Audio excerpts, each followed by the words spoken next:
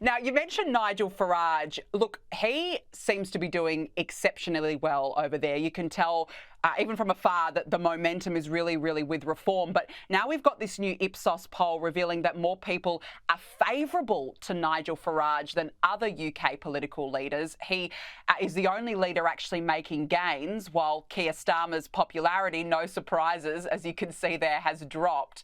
Darren, how do you read this poll? What does it suggest? Well, look, actually, I think the next election is tied up after you interviewed Nigel, Danica. That's in the bag now.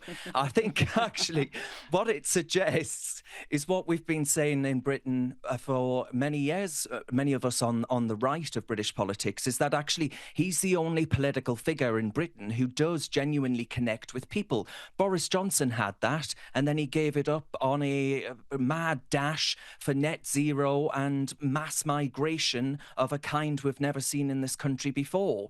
So whilst Keir Starmer, as we've just been saying, drones on like a sort of malfunctioning Roomba, and Kemi Badenoch is so backbench that frankly she's probably fallen off, Farage actually has cut through. He speaks plainly. He has a fag in hand and a pint in the other. He takes on the issues that voters actually care about.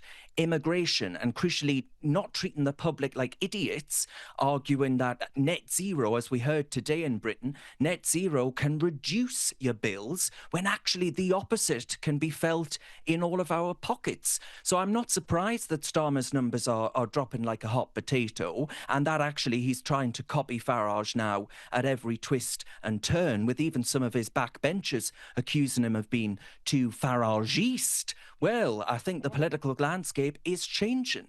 It's full of grey-suited robots, and Nigel is a sort of rainbow of colour that lights up the room. So I can't wait. The Westminster establishment, they better watch out, because Farage, he's coming. You know, it's so good to hear that about Farage, and I have to say, I even noticed that Donald Trump gave him a really wonderful shout out at the CPAC conference on the world stage. It was quite a massive endorsement. But I just wonder, Darren, do you think that now that Donald Trump is in, people are going, okay, it's all right to look for leaders like this, and that's why Farage is gaining momentum in the UK? I mean, what's your take on that?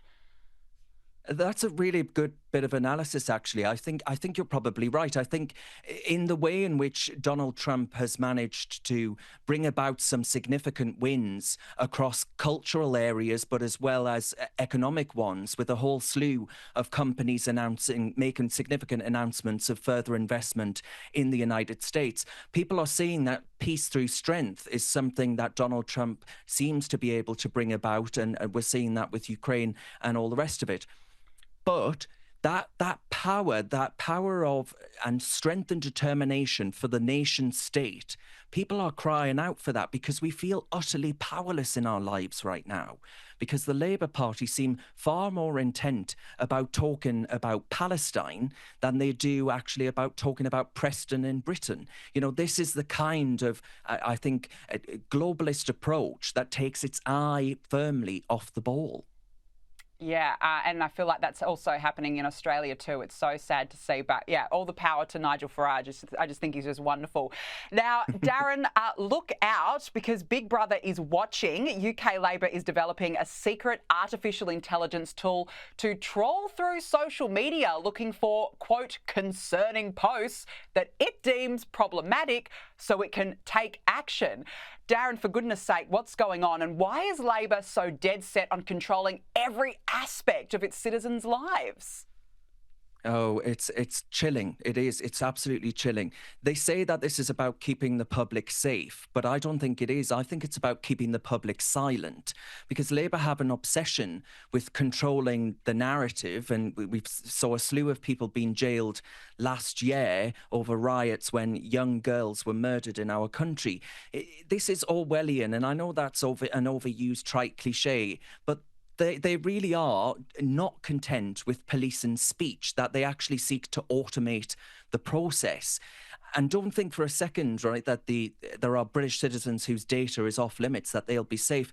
Actually, we saw with the backdoor that was built in our iPhones that Sir Keir Starmer's government insisted on, the lack of privacy and security, I think that's a deliberate attempt to be able to access data. And I don't trust this government to not try and use that data in really quite political and sinister ways. It's a form of digital Stasi, and it's actually coming to a timeline for everyone in the United Kingdom. And this, I just find this, all of these moves to be part of a wider trend. And I think if you can't see that now, then perhaps you never will. You know, that's where we're at in this country. Freedom and liberty are in deep, steep decline. It's a chilling time for freedom of expression in this country, because I don't think this is only exclusively about paedophiles and terrorists. I think this is actually about mischievous people that post online who the Labour Party don't like the narrative of. No, I completely agree. And you're right. You know, this is a wake-up call that if people can't see what's going on now, they never will. But I hope people wake up to exactly what's going on, because it is Big Brother-like qualities. It's just terrible. Now, Darren, let's change the pace a bit. I've got to talk to you about one of our favourite topics, Meghan Markle. Look, things are not going quite well for her. First, she rebranded her lifestyle brand to As Ever. I mean, spare us. She then faces legal action due to trademark issues over its logo, and now she's been accused of copying Hollywood icon Pamela Anderson after similarities were found between the trailer for Pamela's Cooking with Love venture and Meghan's With Love Meghan, both on streaming services. And it comes days after she was also accused of copying Princess Diana's look. Gee, Darren, drama seems to follow Meghan everywhere, but I've got to ask you, is she a cheap copycat? Is she simply clueless, or is she a smart businesswoman?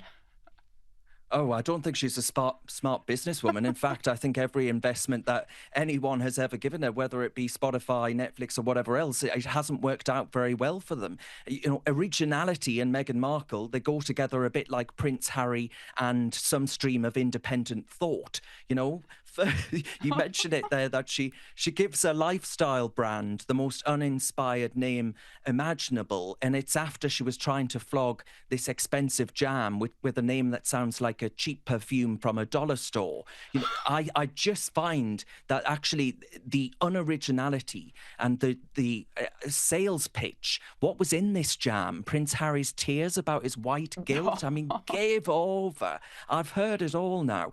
And now she's got as you say, lawyers breathing down her neck, Pamela Anderson maybe being pinched and having her ideas stolen, with a perfectly curated kitchen and all these other things. And the idea that she's Princess Diana, well, I have to tell you this. Ask yourself, is there anything original about Meghan Markle? I think there's one thing I can think of, and that's her ability to make absolutely everything about herself. Oh, stunningly put. One quick question for you, Darren. Will you be buying Meghan Markle's jam? I absolutely will not. I've got better things to spend my money on. I'll be spending it I don't know, a way of a VPN to try and get on the internet in the age of Sir Keir Starmer over buying her overpriced mush.